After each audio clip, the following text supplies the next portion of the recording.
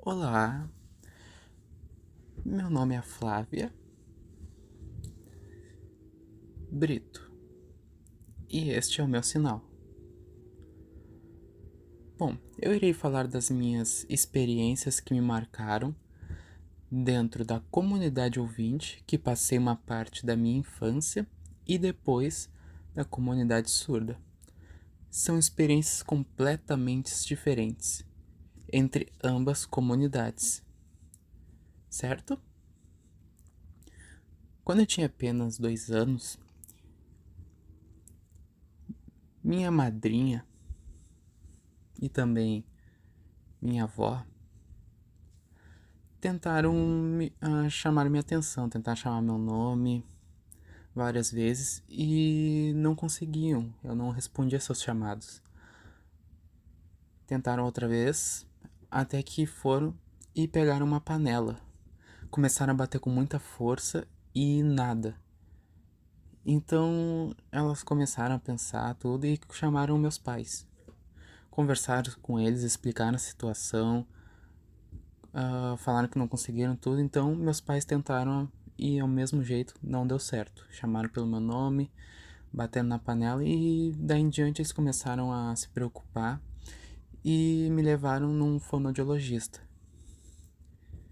que tentou descobrir qual que era o caso e nesse momento foi e eu descobri que eu era surda e comecei a usar aparelho auditivo.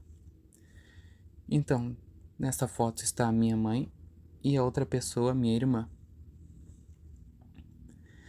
Então, minha mãe era uma pessoa muito preocupada. Ela tentou me levar no fonoaudiologista, procurou porque para ela eu precisava aprender a falar. Eu tinha que falar na visão dela. E meus pais me obrigaram muito a isso, tentaram me incentivar assim para eu conseguir desenvolver a fala e também comunicar e me comunicar com as pessoas ouvintes. E eu tenho uma lembrança muito marcante, assim, que é muito forte pra mim, que foi quando me chamaram pelo nome e também a escutar as pessoas à minha volta, assim, os sons que vinha, as pessoas batendo papo, a buzina de carro, o som dos passarinhos e etc. Então isso é uma lembrança muito marcante que eu tenho, que eu nunca vou esquecer. E que faz parte, assim, da minha vida. Mas em todo esse processo houve muito. Eu batalhei muito, é claro, foi muito cansativo, nada foi fácil, ok?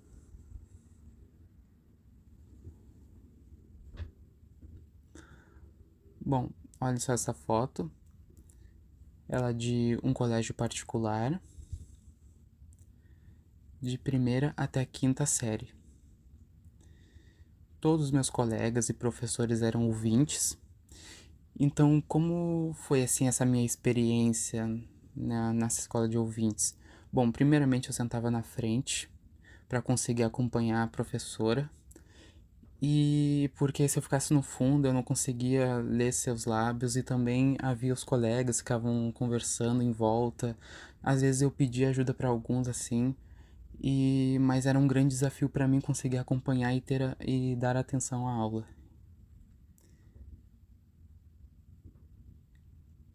Então, de primeira até quinta série eu fui até meus 13 anos.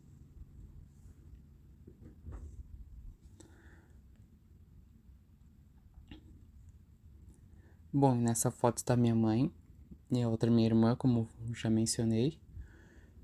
E minha mãe preocupada, procurando sempre um fonoaudiologista para eu ir desenvolver a fala, me comunicar com as pessoas ouvintes. E meus pais me obrigavam assim, me incentivavam, me davam apoio para eu usar a fala, eu desenvolver. E teve algo assim que marcou uma lembrança muito marcante, que, assim, eu nunca vou esquecer, assim,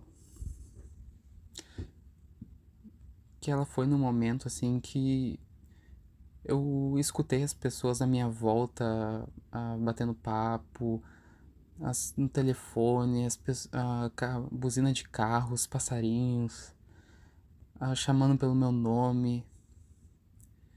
E, e ok, mas nesse processo, assim, foi teve muitas lutas, assim, que eu tive. Foi muito difícil, assim, pra mim, nada foi fácil.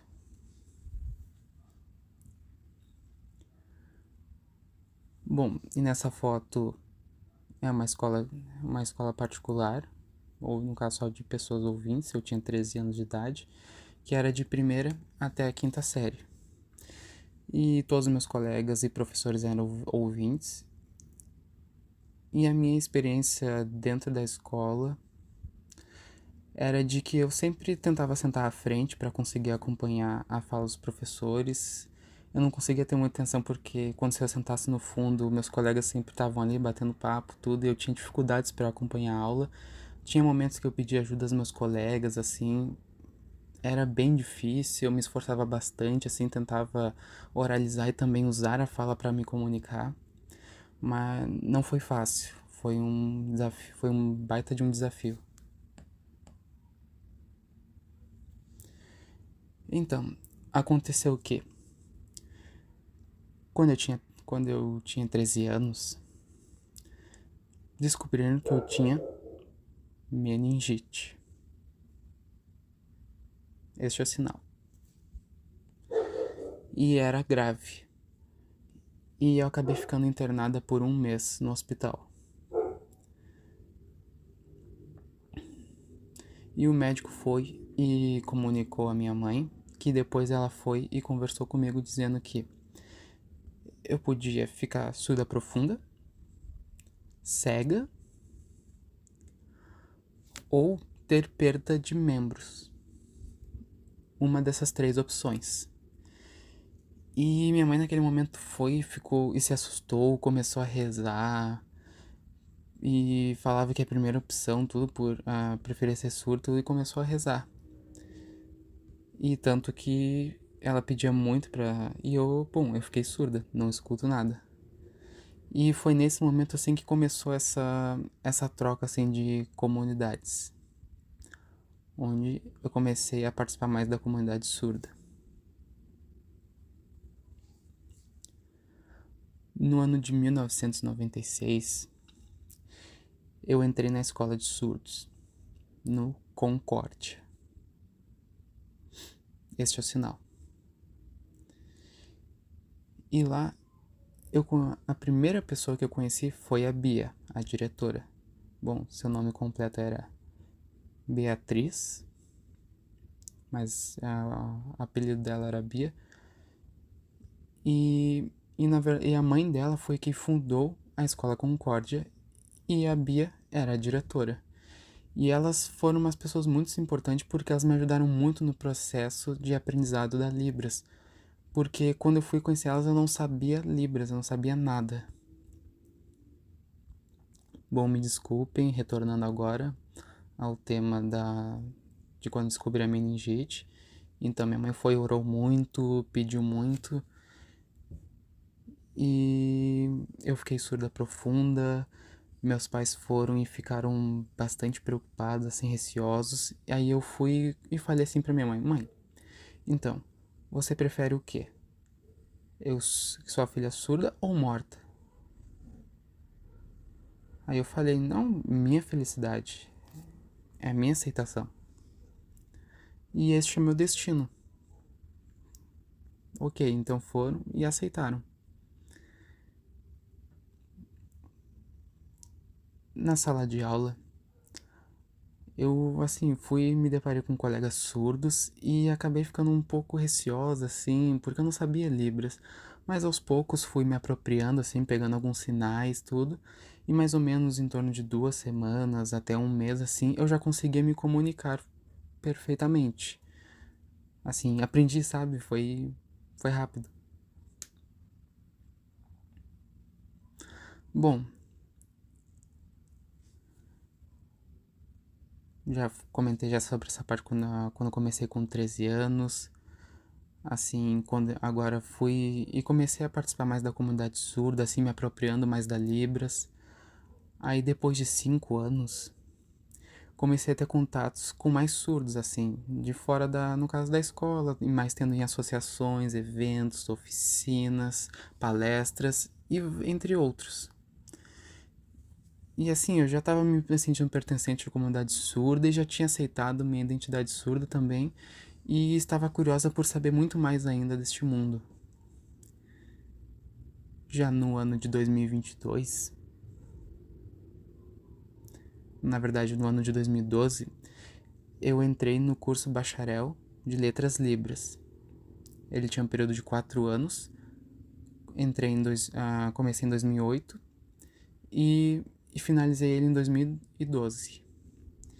Lá tinha colegas surdos porque o curso era de licenciatura focado para o grupo da comunidade surda, e ao mesmo tempo havia o curso de bacharelado, que era para tinha o grupo de pessoas ouvintes. Mas havia algumas disciplinas que eram iguais, quanto do curso de licenciatura quanto de bacharel. E foi aí, neste momento, em que eu conheci a minha colega Kathleen. E me formei em 2012.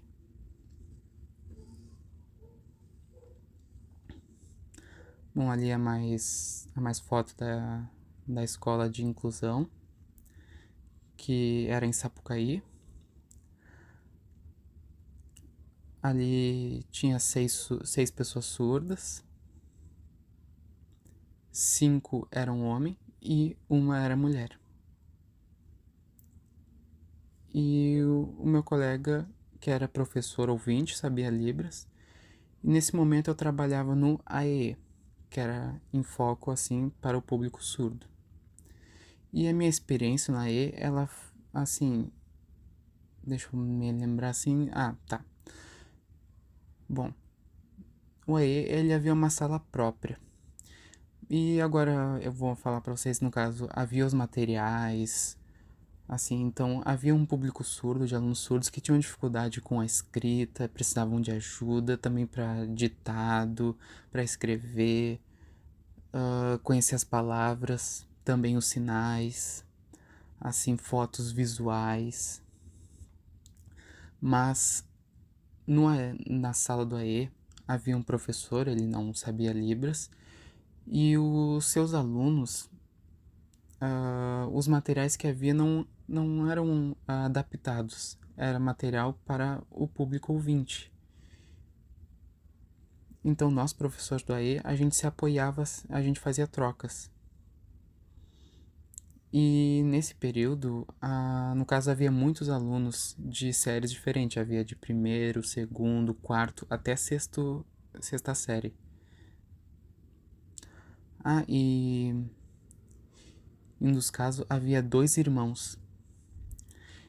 E os 2 surdos, e a mãe era surda e o pai era ouvinte. Mas a mãe não aceitava a Libras, ela não aceitava a escola de surdos. Porque para ela, o filho dela, no caso ele era surdo, mas ele podia ouvir. Aí eu fui vi toda aquela situação, tudo, percebi que ele era surdo e vi que ela não aceitava, né? Então eu fui assim, tentei dar um conselho pra ela, tudo, falei para que ela podia colocar ele em escola de surdos, tudo para desenvolver a Libras, e ela falou que não, que preferia que ele seguisse o padrão. Aí eu respeitei a decisão dela. Aí eu fui ver, ele podia desenvolver com a Libras tudo, ele não ouvia nada, mas respeitei a opinião dela. E era meio que isso, a maioria dos filhos ali do grupo eram surdos e a família ouvintes. Já em 2018 eu entrei no IF, eu fui junto com a minha mãe lá na cidade de Bento Gonçalves, passei num concurso oficialmente. Ali meu bebê tá sempre colado comigo. Bom, então, na verdade, eu entrei no IF lá de Rolante, este é o sinal, na cidade de Rolante. E um ano depois eu consegui transferência para o IF de Alvorada, certo?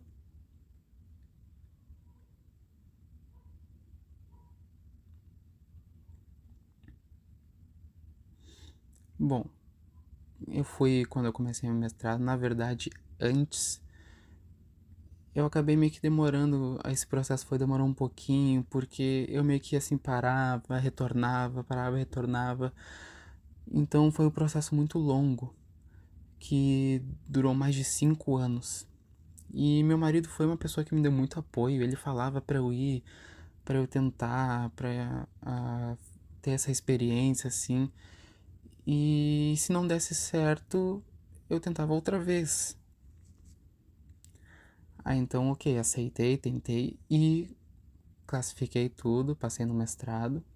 Isso comecei no ano de 2022, na área de estudos de linguagem, pesquisas e experiências em linguística.